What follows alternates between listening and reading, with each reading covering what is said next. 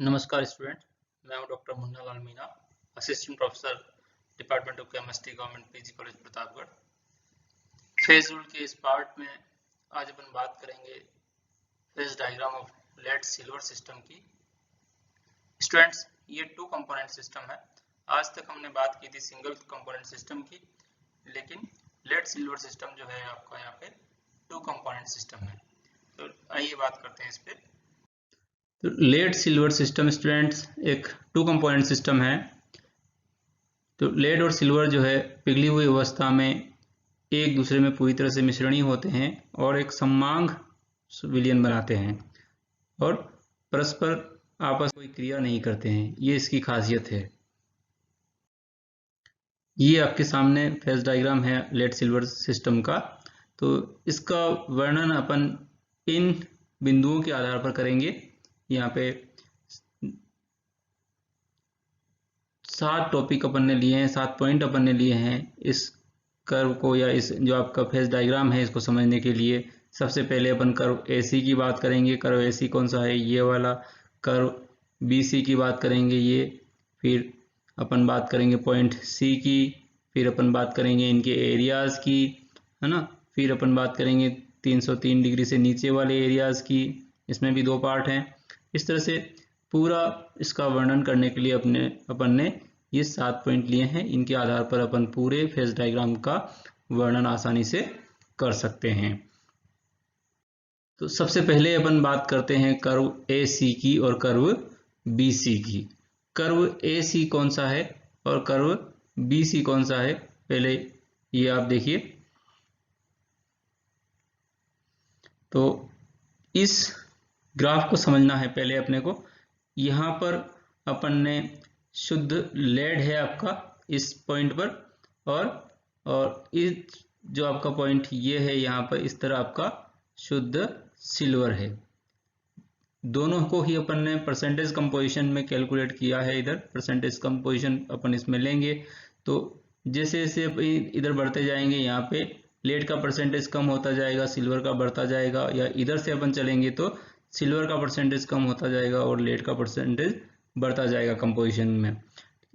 303 degree एक temperature है जहां पर C पॉइंट अपन देख रहे हैं, कर्व का सबसे निचला हिस्सा है ना यहाँ पर। फिर इसके बाद में 327 डिग्री अपन देख रहे हैं। 327 डिग्री पर यहाँ पे जो आपका लेड है, इस लेड का मेल्टिंग पॉइंट होता है शुद्ध अवस्था में 327 डिग्री।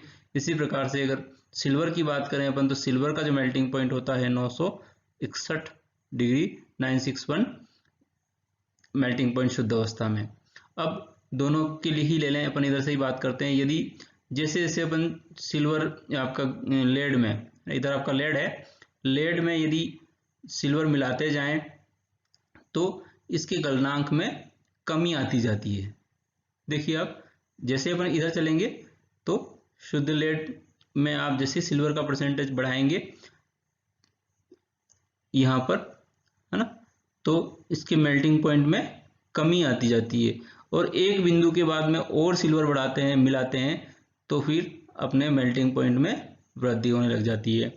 तो ये जो बिंदु C है वो आपका क्रांतिक गलन बिंदु कहलाता है। इसके लिए अपन भी बात करेंगे।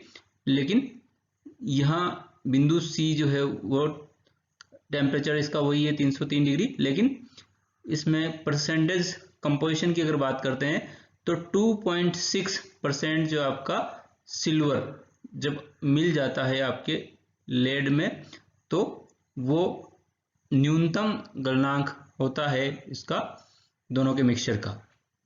ये खासियत है इसमें। फिर इसके बाद अपन सिल्वर की मात्रा अगर बढ़ाते हैं तो आपका कर्व का टेम्परेचर बढ़ता जाएगा। देखिए आप ये, और शुद्ध जब आपको यहाँ पहुंच जाएंगे बिल्कुल AG की इस तरफ 100% AG में, तो मेल्टिंग पॉइंट आपका 961 हो जाएगा। अब अपन बात करते हैं इनमें साम्यावस्था कर्व की। तो देखिए AC की बात करें अपन, कर्व AC, ये वाला कर्व AC कहाँ है? इधर 327 डिग्री से बिंदु C तक। कर्व AC और BC के ऊपर जो है, यानी कि इधर 327 डिग्री से ऊपर और इधर 961 डिग्री के ऊपर, दोनों का समांग विलयन है। किसका? लेड और सिल्वर का, चाहे कोई कंपोजिशन कुछ भी हो, लेकिन इसका जो विलयन जो संपांक यहाँ पे जो है लिक्विड फेज में है। फिर इधर नीचे अपन देखते हैं तो यहाँ पे क्योंकि मेल्टिंग पॉइंट जो आपका लेड का है वो 327 डिग्री है, 327 डिग्री से नीचे जो है आपका लेड शुद्ध अवस्था में रहेगा और कुछ लिक्विड रहेगा। तो यहाँ पर जो है दो प्रावस्थाएं आपकी विद्यमान रहेगी हमेशा ही ना, इस कर्व पर, साम्यावस्था में लिक्विड और सॉलिड सिल्वर की लेड की सॉरी। तो यहाँ पे इसलिए हमने पी का मान 2 लिया है। और एक बात और मैं आपको से डिस्कस करना भूल गया कि जब अपन कंपोनेंट वन कंपोनेंट की बात कर रहे थे तो वहां पे जो आपका फेज रूल ले रहे थे F is equal to C minus P plus 2 वाला, तो यहाँ अपन बात जो फेज रूल काम में लेंगे F is equal to 3 minus P, है ना, जिसको अपन समानित प्रावस्था समीकरण कहते हैं। टू कंपोनेंट सिस्टम के लिए अपन इसको ही काम में लेंगे। तो यहाँ पर ठीक जैसे भी अपन ने देखा ए और सी पर दो साम्यावस्थाएं हैं, प्रावस्थाएं हैं, और ठीक इसी तरह से ए बी और सी कर्व पर भी दो प्रावस्थाएं होंगी, लिक्विड और सॉलिड सिल्वर। इसलिए पी का मान दोनों ही कर्व पर 2 होगा और डिग्री ऑफ फ्रीडम जो है आपका इस तरह से 1 हो जाएगा। अब अपन बात करते हैं पॉइंट सी की। पॉइंट सी आपका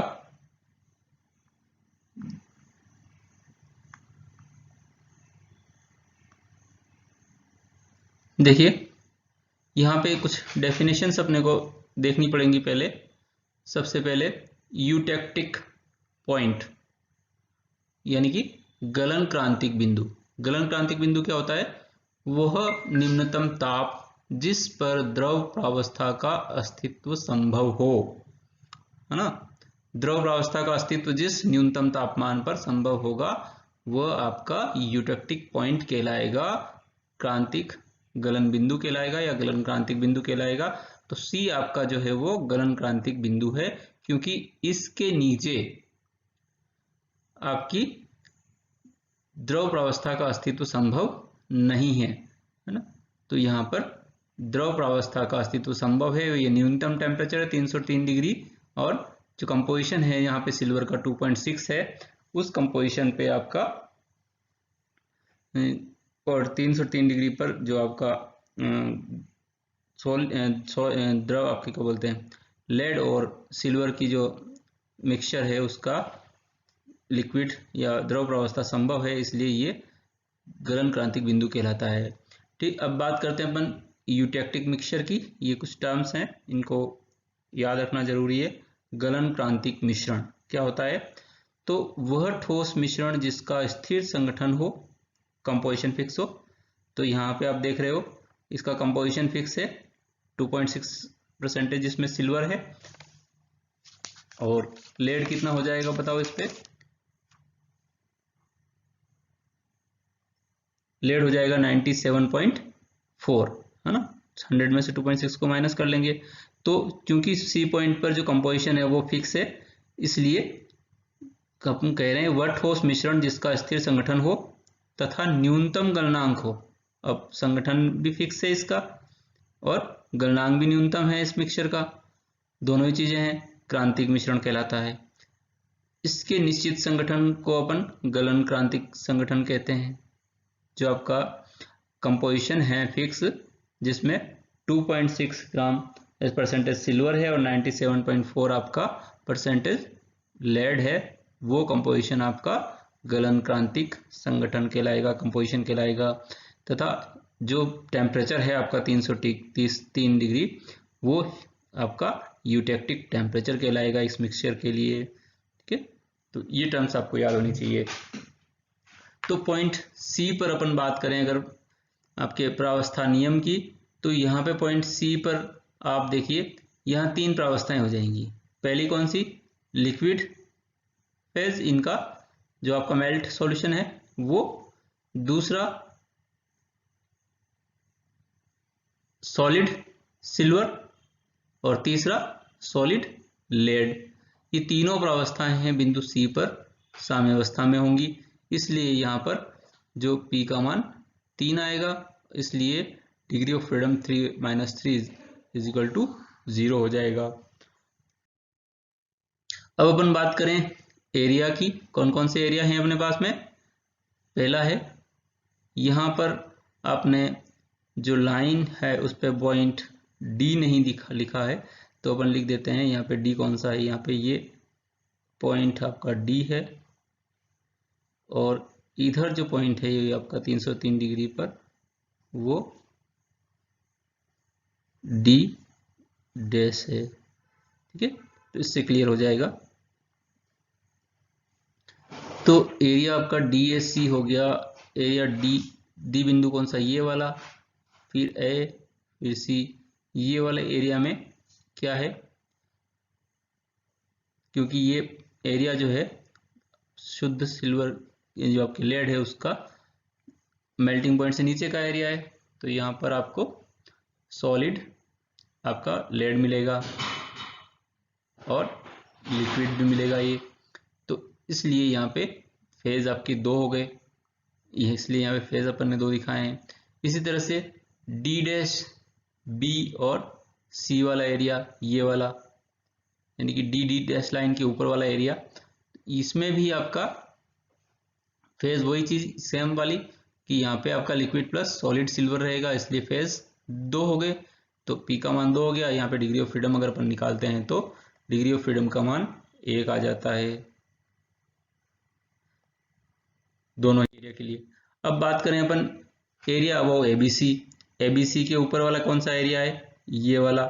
अब यहाँ पे ये दोनों के ही मेल्टिंग पॉइंट से ऊपर वाला एरिया है, तो यहाँ पे केवल इनका सममांग विलयन रहता है, यानी कि प्रावस्था 1 ही रहेगी। प्रावस्था 1 जब रहेगी तो यहाँ पे P का मान 1 रखते हैं अपन, तो आपका प्रावस्था नियम से डिग्री ऑफ फ्रीडम 2 आएगी, है ना। इस ऊपर वाले एरिया में डिग्री ऑफ फ्रीडम 2 रहेगा। ठीक, इसके साथ ही यहाँ पे अपन बात करें area under the line D dash के लिए। डी डैश कौन सा था? इसमें वापस अपने को लिखना पड़ेगा क्योंकि यहाँ पे करो में लिखा हुआ नहीं है, मैं थोड़ा सा भूल गया इसको। तो अपन लिख देते हैं डी वाला ये एरिया और डी डैश पॉइंट आपका ये है, ये। तो डी और डी डैश के नीचे वाले एरिया में आप देखिए क्या है, क्योंकि ये आपका गलन क्रांति बिंदु से नीचे वाला पोर्शन है, इसलिए यहाँ पर आपका सॉलिड लेड बचेगा और यूटैक्टिक मिक्सचर बच जाएगा कि कुछ पार्टिकल।